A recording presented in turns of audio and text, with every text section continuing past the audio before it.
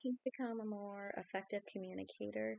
Throughout the chapters, we kind of just like went over different, or throughout the chapter 9, we went through different ways and tips that can become a more effective communicator, because being an effective communicator in the workplace is very important whenever you're trying to communicate as a leader to employees on expectations and what they're supposed to do and how to further the company, as well as communicating with higher ups.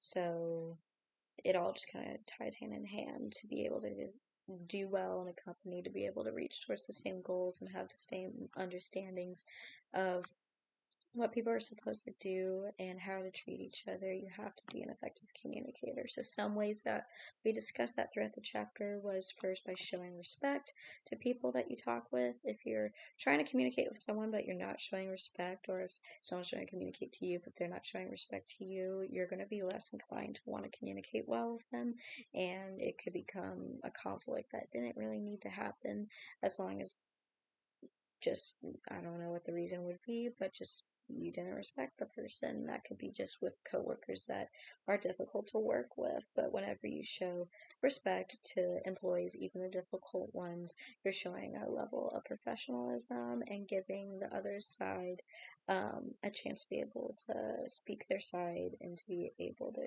express things. And even if what they're saying isn't aligned with the company or isn't correct, you're able to respond kindly because you respect the individual enough to be able to not lash out and regulate how you respond and communicate with others. Another reason is listen from the first sentence. Listening is very important. No one wants to talk to someone that like is always interrupting or just goes on their own tangents, and they don't really show that they're truly listening to the other person. But when someone feels like someone is actually digesting the words that they're trying to say and listening to what they want to convey to them, they feel appreciated, or um, maybe not appreciated is the right word, but they feel more prioritized in that moment. Like the person that they're trying to talk to is caring about wanting to communicate this particular situation or issue or conflict, or just communicating random things in general within the workplace. And all of this can be applied not into the workplace. But since this is a business class, that's just what I'm applying it to. Another way to be a more effective listener is by being mindful of others, and I think this goes hand in hand with respect and listening.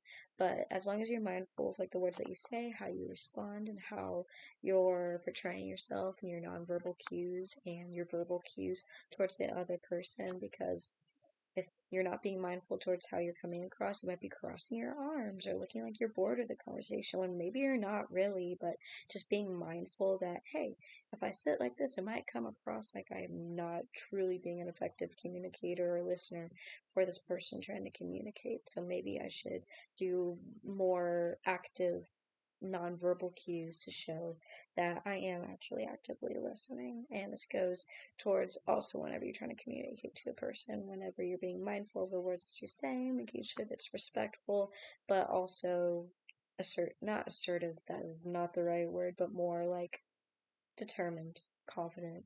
I don't know. The other person is going to be willing to want to listen more, and yeah, just do it in a kind and professional way. Another way to be a more effective listener is by keeping quiet, and this goes in hand with listening. If you allow the person to speak their mind without interrupting, they'll feel like what they're wanting to say is valued.